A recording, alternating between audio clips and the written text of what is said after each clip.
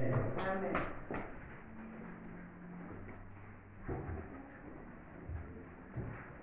Aujourd'hui, c'est toujours dans la suite du message que nous avons depuis un certain temps. On a parlé de la grâce très longuement, on a parlé de l'amour de Dieu et de l'amour entre nous, ce qui témoigne de la présence de Dieu et du royaume de cieux parmi nous.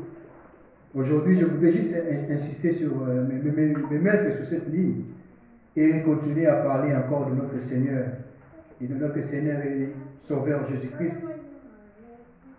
Et en réfléchissant pendant toute la semaine, il s'est fait que le Seigneur a mis à cœur de parler de notre Seigneur Jésus-Christ dans ce thème qui est intitulé « Jésus-Christ, la pierre angulaire ». Yesu Ibanga Natal. Jésus-Christ, la pierre angulaire. Nous allons lire d'abord, nous aurons des textes à lire principalement, et il y en aura vraiment beaucoup aujourd'hui. On va essayer, compte tenu du temps, de faire un peu vite et de synthétiser tout ça avec l'aide du Saint-Esprit. Notre première lecture se trouve dans le livre d'Exode, au chapitre 17. Exode 17, du 8e au 16e verset. Exode 17, du 8e au 16e verset. Exode 17, 8 à 16. Nous lisons au nom de notre Seigneur Jésus-Christ. Amalek vint combattre Israël à Répidim. Alors Moïse dit à Josué, « Choisis-nous des hommes, sors et combat Amalek. Demain, je me tiendrai sur le sommet de la colline, la verge de Dieu dans ma main. » Josué fit ce qu'il lui avait dit Moïse pour combattre Amalek. Et Moïse, Aaron et Hur montèrent au sommet de la colline. Lorsque Moïse élevait sa main, Israël était le plus fort. Et lorsqu'il baissait sa main, Amalek était le plus fort. Mais les mains de Moïse étant fatiguées, ils prirent une pierre qu'ils placèrent sous lui. Et il s'assit dessus. Aaron et Hur soutenaient ses mains, l'un d'un côté, l'autre de l'autre. Et ses mains restèrent fermes jusqu'au coucher du soleil. Et Josué vaincut Amalek et son peuple au tranchant de l'épée. L'Éternel dit à Moïse, « Écris cela dans le livre, pour que les souvenirs s'en conservent, et déclare à Josué que j'effacerai la mémoire d'Amalek au-dessus des cieux. » Moïse bâtit un autel et lui donna pour nom l'Éternel ma bannière. Il dit, parce que la main a été levée sur le trône de l'Éternel, il y aura guerre de l'Éternel contre Amalek de génération en génération. Amen. Amen. Ah, c'est une histoire vraiment très importante. Donc, en parcourant la Bible, je suis tombé sur cette histoire et je me suis rappelé d'avoir entendu cette histoire dans beaucoup de prédications même. Et ça m'a beaucoup parlé. Ce qui est intéressant, quand on regarde cette histoire, ça s'est passé juste quand les enfants d'Israël ont traversé la mer. En arrivant juste de l'autre côté, après avoir vaincu l'armée d'Égypte, en traversant juste la mer, les choses ont commencé à se dégrader. Comment? Parce que les enfants d'Israël, comme nous le savons, nous sommes tous lecteurs de la Bible, je suppose, nous savons qu'ils gémissaient tous les temps. Les enfants d'Israël, pendant tout leur parcours de l'Égypte jusqu'à la terre promise, ils ne faisaient que gémir. Ils se sont tellement habitués en Égypte à boire et à manger, malgré la souffrance, malgré la servitude, malgré l'ignorance au Bazara Kinango. Mais ils étaient habitués à ça parce qu'ils s'attendaient, après le lourd labeur, après la souffrance, quand ils rentraient chez eux, ils avaient toujours à boire et à manger. Ils s'accommodaient juste avec ça. Ils préféraient la souffrance, mais à la fin, quand on leur donne à manger et à boire, cela leur suffisait. Alors que Dieu avait un projet, un bon projet pour eux. Il dit, je vous donnerai et je vous amènerai dans un pays où coule le lait et le miel. Mais pendant le parcours de l'Égypte jusque là-bas, malgré la main de Dieu sur eux, malgré les miracles qu'accomplit l'Éternel parmi eux, ils continuaient à gémir. Ils continuaient à gémir. Et ça n'arrêtait pas là. Il y a Amalek.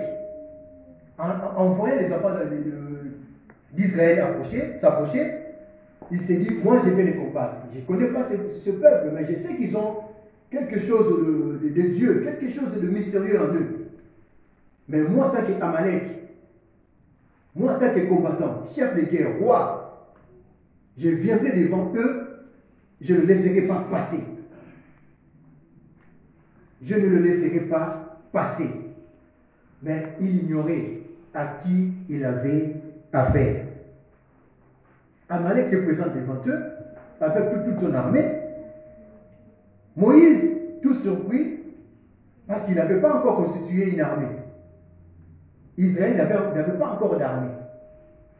Il savait juste que Josué était là, c'était un vrai combattant, il était dur dans les travails, là où on était en Égypte.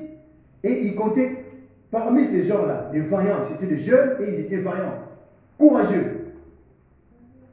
Il leur dit, prépare des gens, parce qu'on n'a pas, il faut qu'on passe. Il faut qu'on aille jusqu'à la terre promise. On est obligé de passer par là. Mais il y a une armée devant nous. Tout ce qu'on va faire, comme l'armée déjà est devant nous, nous aussi, on va avancer et on va se battre. Moi, je suis déjà vieux, mais ce que Dieu a mis en moi, moi, je vais le mettre en votre possession, la possession des enfants d'Israël, des enfants de Dieu. Mais vous, en tant que jeunes et vaillants combattants, vous allez combattre, vous allez vous battre avec cette armée qui se dresse devant nous. Qu'est-ce que moi je vais faire? Je vais monter à la colline. Donc, je vais monter pour prier. Et j'aurai la verge de Dieu dans ma main. La verge, nous savons, dans la rencontre entre Moïse et notre Dieu, à la colline de Sinaï, quand il pétissait encore ses troupeaux, il était encore berger à cette époque-là, dans la maison de Jéthro, son beau-père. Dieu l'a rencontré au sommet de la montagne, parce qu'il a vu une lumière s'allumer. Il s'est dit, et il y avait un de ses brebis qui était monté dessus. Il dit, je vais chercher ces brebis et voir en même temps cette lumière un peu bizarre qui est sur la colline, sur la montagne. Et il est monté dessus, nous connaissons toute cette histoire. Il a trouvé des buissons ardents, et Dieu, quand il a envoyé en mission, il dit, va, c'est toi que j'ai choisi pour aller délivrer mes enfants en Égypte. Il dit, mais moi je ne saurais pas. Déjà, voilà, j'ai quoi, c'est 80 ans. Comment je vais faire? Il dit, c'est moi, le Dieu Tout-Puissant. Il dit, mais voilà, Dieu Tout-Puissant, d'accord.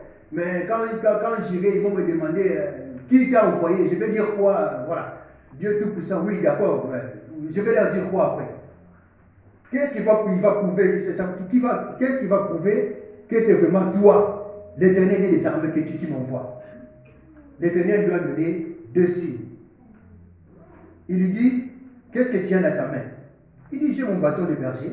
Il dit, d'accord, jette-le par terre. Seigneur, il dit, jette-le par terre. Il l'a jeté la première fois, et le bâton s'est transformé en serpent. Et Moïse a eu peur. Il dit, n'aie pas peur. Prends le bâton par la queue, par derrière. Il a ramassé les bâtons, il a pris les serpents par la queue, et les serpents s'est transformé en bâton. Il dit, je te donne encore un deuxième signe. Mets ta main au-dessus de ta tunique. Mets ta main au-dessus en dedans de ta tunique. Il a mis sa main, et sa main, c'est quoi les termes? Ekauki. Donc, comment je peux dire ça? C'est asséché. Voilà, merci beaucoup. Sa main s'est asséchée. Il a eu peur. Il dit, remets encore ta main dans ta tunique. Il remet sa main, quand il le sort, sa main est revenue à la normale. Il dit, je te donne des signes pour te dire que c'est moi l'Éternel qui serai avec toi. Va maintenant et délivre-toi. Quand ils vont te poser la question, qui t'a envoyé? Dis-leur que je suis qui t'envoie. Parce que la parole de Dieu dit, il est le même hier, aujourd'hui et éternellement. Et il n'a pas changé. On trouve en lui ni changement, ni ombre de variation. C'est l'apôtre Paul qui dit encore. Ni changement, même pas un petit changement, ni ombre de variation. Il ne bouge même pas. C'est ça qu'on appelle le je suis.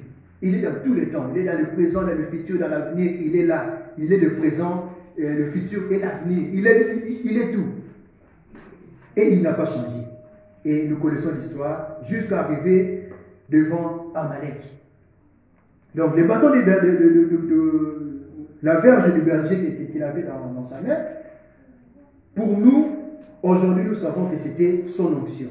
C'était par ça qu'il faisait des miracles. Donc l'onction de Dieu, l'Esprit de Dieu reposait dans la verge qu'il possédait dans sa main. C'est avec ça qu'il a fait des miracles. Les serpents, il a tapé sur l'eau, il est devenu du sang. Il a tapé sur l'eau, la mer s'est divisée. Nous connaissons ce qu'il a fait. Même après, en tapant sur les rochers. Nous, ça, on va revenir un peu plus tard. La verge signifiait l'onction de Dieu. Donc la main, c'était une prolongation de la main de Dieu qu'il avait dans sa main. Mais il dit aux jeunes, il dit, vous êtes jeunes, allez devant moi, je vais faire ce que je sais faire, prier. Je vais monter à la montagne et je vais prier. Et le lendemain, le jour du combat, lui, il monte à la main, donc il regarde le combat par terre, le jeune s'avance vers l'armée d'Amalek, et dans le verset 11, on nous dit, lorsque Moïse élevait sa main, Israël était plus fort. Moïse, quand il levait sa main, il levait ses mains vers le ciel. Quand il implorait la puissance de l'Éternel, quand il appelait la gloire de l'Éternel parmi le peuple d'Israël, il avait de l'avance, il gagnait les combats par rapport à l'armée d'Amalek. Mais quand il est blessé, parce qu'il n'oublions pas, comme je l'ai dit, il était déjà avancé en âge, donc il s'est fatigué. Pendant tout l'heure de combat, lui, sa main était montée vers le ciel. Il priait, il intercédait pour l'armée de l'Éternel. Mais quand il s'est fatigué, l'armée d'Amalek avançait et prenait de l'avance et prenait le dessus vers l'armée d'Israël. Et il remontait. Et ceux qui étaient à côté de lui ont vu qu'à chaque fois que Moïse élevait sa main vers le ciel, ils avaient le dessus vers l'armée d'Amalek. Donc du coup, ils prirent une pierre, plus fort, lorsque les mains étant fatiguées, ils prirent une pierre qu'ils placèrent sous lui. Ceux qui étaient à côté de lui dit, le vieux est fatigué. Il n'arrive plus à élever ses mains. Ils ont vu une pierre qui traînait à côté de lui. Ils l'ont pris, ils l'ont ramené. Moïse, assieds-toi et continue à élever tes mains. Aaron et Hur, parce que Josué était descendu pour le combat, Aaron et Hur soutenaient ses mains. On dit Aaron était à sa gauche et Hur à sa droite. Ils ont tenu la main, le deux mains de Moïse, et ils ont eu la victoire parce que Moïse était assis, il s'est reposé et il avait, avec le soutien d'Aaron et de Hur, le soutien d'Aaron et de Hur, ils ont vaincu à coup d'épée. Donc là, à coup d'épée, on parlait de Josué qui était sur le terrain. Ils ont eu la victoire sur l'armée d'Amalek.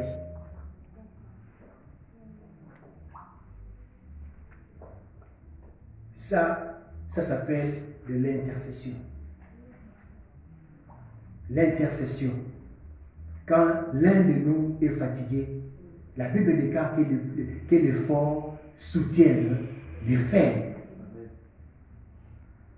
Ça fait partie de notre travail d'intercesseur. On est tous intercesseurs. On a pris les bâtons de Moïse. On a l'Esprit de Dieu en nous. Parce qu'on a témoigné un jour de tout laisser, de laisser les péchés, de tout laisser, de tout abandonner. La vie du monde est de suivre notre Seigneur Jésus-Christ. En ce moment-là, il y a eu un transfert.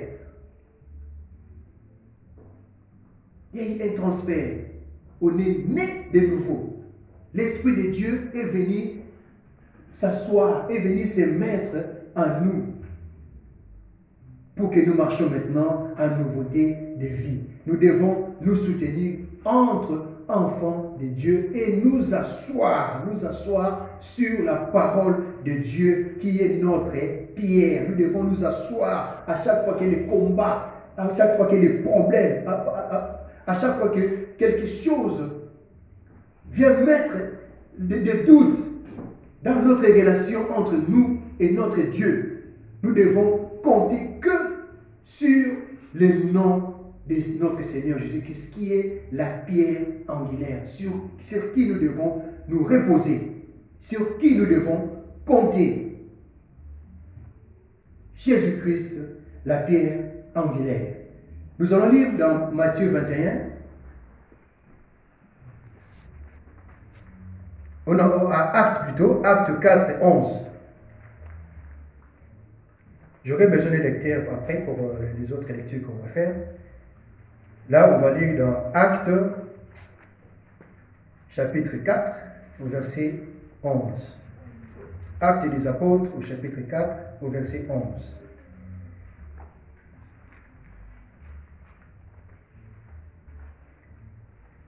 Là, c'est l'apôtre Pierre qui déclare, qui parle.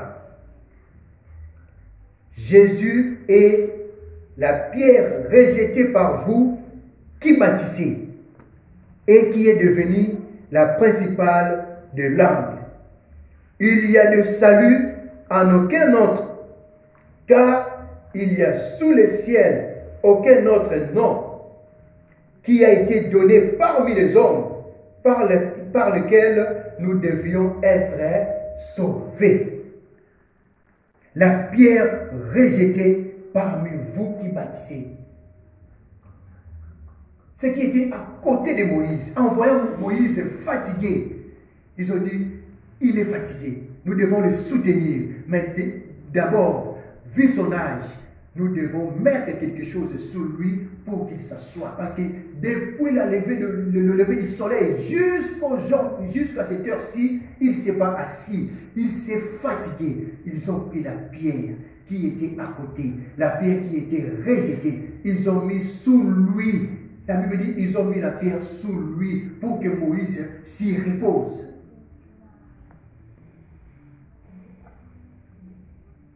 Le psaume nous dit ça aussi, la même chose. La pierre rejetée parmi vous qui bâtissez. Donc la pierre répétait juste ce qui a été écrit dans le livre de psaume au chapitre 118 au verset 22. Il a juste repris cette phrase et il a rajouté au verset 12. La pierre rejetée parmi vous qui bâtissez et qui est devenue la principale de l'angle. Il n'y a de salut en aucun autre, car il y a sous le ciel aucun autre nom qui a été donné parmi les hommes par laquelle nous devons être sauvés. C'est le nom de Jésus. C'est le nom de Jésus. Nous devons compter que sur ce nom-là. La Bible le dit clairement. En parcourant les actes des apôtres, Au nom de Jésus, ils ont fait des miracles. Les apôtres ont fait des miracles encore et encore. Autant et plus que même le Seigneur a fait. Parce qu'ils avaient ces noms-là. Ils ont compris qu'ils avaient ils détenaient quelque chose en eux. Que personne ne pouvait retenir. Que rien ne pouvait retenir. Les noms de Jésus. Quand nous sommes fatigués, quand les problèmes nous accablent, quand les choses qu'on n'arrive pas à nommer, quand la nuit on n'arrive plus à dormir, parce qu'on a de tels et tels autres soucis, il y a un seul nom sous le ciel qui nous a été donné, le nom de Jésus. C'est notre pierre angulaire, la pierre que les autres ont rejetée. Ils ont bâti leur vie sur la loi de Moïse. Ils ont rejeté ce qui était primordial à eux. C'était le nom de Jésus-Christ. La pierre raconte cette histoire. Il dit, mais il était là, vous ne l'avez pas cru. Alors que c'était lui, la pierre, qui réunissait ce que les prophètes et les apôtres ont déclaré. Et ce qui était écrit dans le livre de la loi. Mais vous l'avez rejeté, vous l'avez mis hors. Vous ne voulez pas croire à son nom. C'est comme nous aujourd'hui. Quand nous avons des soucis, à qui confions-nous? Quand nous avons des problèmes, à qui confions-nous? Quand la nuit on n'arrive plus à dormir, à qui confions-nous? Il n'y a aucun autre nom sous le ciel qui a été donné parmi les hommes. Il ne parle même pas parmi les saints, les gens qui ont mis de côté, mais il dit parmi les hommes, donc tous les hommes. Il suffit juste de demander, il suffit juste de faire comme Moïse, parce qu'il savait que son seul secours venait du ciel, venait de là où résidait l'Éternel. Sa force était dans l'Éternel. Il mettait sa foi dans les choses de l'Éternel. Il a eu la victoire sur Amalek. Il a eu la victoire sur ceux qui combattaient, ceux qui se dressaient, toutes les montagnes qui se dressaient au-devant de lui. Il a eu la victoire sur Amalek. Juste parce qu'il levait sa main et il était assis sur la parole de Dieu. C'est la parole de Dieu qui était la pierre qui est la parole, qui est juste, qui est Jésus-Christ, notre Seigneur. À qui nous nous confions, nous? La pierre angulaire est là. La pierre angulaire, la vraie pierre, Jésus-Christ. Des fois, on tient de pierre, mais dans l'autre sens. Il y a des gens qui veulent nous lapider aussi. Hein? Souvenez-vous de la femme prostituée dans la Bible. On a voulu le lapider. Parce que les gens ont cru que eux, comme eux, ils avaient la loi, ils pouvaient tout faire. Lapider même quelqu'un. Et dire que jusqu'à aujourd'hui, dans certains coins dans le monde, on lapide encore les gens. À coups de pierres, les gens meurent à coups de pierres. Ah, yo moi si à Lumba. Ah, Yesu Zakuna, on va les tenter. On va l'amener jusque devant lui, comme ça on va voir ce qu'il va dire. Le Seigneur était en train d'écrire. Parce qu'il connaissait déjà tout, les pensées des hommes. Il était là en train de regarder. Il ne les regardait même pas. Il écrivait, il faisait ses petits dessins au doigt par terre. Il écrivait. Moi c'est un Duba, tout ça, on va les lapider. Comment les lancer? Voici ici, dans la salle à Soumouté, à Banda. La Bible nous dit, alors tout le monde il a dit ça, que celui qui n'a pas encore commis, qui n'a pas péché, lance la première pierre. Azum ici, vous savez, sur son abélé, à Bandi Kokoma. Il a recommencé à dire, il ne regardait même pas les gens qui étaient autour. La femme prostituée était là. Les gens ont déjà ramassé des pierres pour être lapidés. prêt à lapider, à tuer. Mais c'est lui qui pardonne tout. C'est lui qui connaît toutes choses. Était là. C'est lui qui connaît le pensée. Je ne dis pas la pensée, mais les pensées des hommes étaient là. Il savait ce qui s'est traîné, ce qui s'est tramé dans le cœur. À tous ceux qui tiennent des pierres pour nous abattre. La solution, c'est Jésus-Christ. À ceux qui veulent nous mettre à terre, la solution, c'est Jésus-Christ. À ceux qui nous veulent du mal, la solution, c'est Jésus-Christ. Amen. Babanda. Babanda, ce bazar de bail. Babanda. Nous nous comptons que sur la vraie pierre qu'ils ont rejetée. Babandia mo mike pour lapider. Mais lui, la vraie pierre, alors ceux qui vous avez bali, oyo simbi wana, bobanda. Moto mon côté. Atombola qui vous sapi. Moto mon côté. Parce qu'ils se sont regardés en une phrase. En une phrase, ils ont réalisé ce qui s'est passé en eux. Qu'ils étaient tous des pécheurs. Plus que même la femme prostituée. Parce qu'elle, on savait qu'elle était prostituée. On savait, tout le monde savait, tous les pays connaissaient. Mais les autres qui cachent leur maître, qui cachent leurs méfaits, qui cachent leurs péchés. Quand on veut nous lapider, quand on tient des pierres pour nous mettre à terre, nous lèvons nos mains vers le ciel. Asseyons-nous sur la vraie pierre qui est Jésus-Christ. On va lire dans Genèse, là j'aurais besoin d'un lecteur, dans Genèse 28, 11 à 19. Genèse 28, 11 à 19.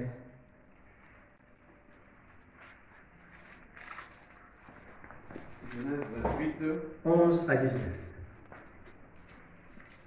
Arrivé à certains endroits, il passa la nuit car le soleil était couché. Il prit une pierre dont il fit son oreiller et il se coucha à cet endroit. Il fit un rêve. Une échelle était appuyée sur la terre et son sommet touchait le ciel. Les anges de Dieu montaient et descendaient par cette échelle. L'Éternel se tenait au-dessus d'elle et il dit: Je suis l'Éternel, le Dieu de ton grand-père Abraham et le Dieu d'Isaac. La terre sur laquelle tu es couché, je te la donnerai à toi et à ta descendance. Ta descendance sera pareille à la poussière de la terre. Tu t'étendras à l'ouest et à l'est, au nord et au sud. Et toutes les familles de la terre seront bénies en toi et à ta descendance. Je suis moi-même avec toi. Je te garderai partout où tu iras et je te ramènerai dans ce pays, car je ne t'abandonnerai pas tant que je n'aurai pas accompli ce que je t'ai dit. Jacob se réveilla et se dit: C'est certain, l'Éternel est dans cet endroit et moi je ne le savais pas. Il eut peur et dit que cet endroit est redoutable. C'est ici que se trouve la maison de Dieu. C'est ici que se trouve la porte du ciel. Jacob se leva de bon matin. Il prit la pierre dont il avait fait son oreiller, en fit un monument et versa de l'huile sur son sommet. Il appela cet endroit Bethel, mais la ville s'appelait auparavant Luz. Alléluia. Amen. A commis na côté moko alembi. Il était fatigué. Ayoki pongi. Azui libanga. Atena moto. Oh libanga e. Libanga c'est la guerre sous Massia. Alali li corona libanga. Libanga ne bouteli bandoto kitoko. Il y a un songe. Amoni ma patte d'aller à Kofongama. Le ciel s'ouvrit devant lui. Il voit une échelle descendante qui touchait déjà le ciel et qui montait jusque là le firmament. Et au-dessus, il voyait les anges monter et descendre. Monter et descendre. Et au-dessus se tenait l'Éternel. Au-dessus se tenait l'Éternel. Les anges sont au service de notre Dieu. Ils sont là. Aujourd'hui, il y a des places vides, mais si le ciel nous ouvre les yeux, si Dieu ouvre les yeux, nous verrons les anges assis dans les places vides. Nous ne sommes pas seuls. Nous ne sommes pas seuls. Dieu pourvoit à nos besoins, même si nos yeux ne le voient pas. C'est lui qui a nos vies entre ses saintes mains. Laissez-les ouverts au-dessus de nous, mes bien-aimés. Quand nous nous appuyons sur ce qui est fondamental à nous, la pierre angulaire. Si nous nous appuyons comme l'a fait Moïse, comme l'a fait Jacob, le ciel s'ouvre et les bénédictions de l'Éternel pleuvent. Les bénédictions de l'Éternel descendent. Les anges viennent accomplir des choses autour de nous. Seulement nos yeux d'homme ne le voient pas. Ce qui est fondamental pour nous, mes bien-aimés, c'est de tenir ferme à la parole de Dieu, qui est la pierre, qui est la pierre. Dans Ésaïe 28, 16, il dit encore pour insister, c'est pourquoi ainsi parle le Seigneur, l'Éternel. Voici j'ai mis pour fondement en Sion une pierre. Ésaïe 28, 16. Une pierre éprouvée, une pierre angulaire de prix, solidement posée. C'est lui qui la prendra pour appui, n'aura point hâte de fuir. Comme Moïse, comme Jacob, Dieu dit, c'est lui qui prendra pour appui la pierre que j'ai posée, j'ai mis parmi vous, je l'ai posée. Il dit solidement posée et éprouvée. Éprouvée pourquoi? Donc, il est passé par le feu, il est passé dans toutes les situations. L'apôtre Paul déclare dans le livre des Colossiens que nous tous, on sera éprouvés. Nous tous, on sera éprouvés. J'ouvre juste une parenthèse pour parler de ce qui est de la pierre angulaire solidement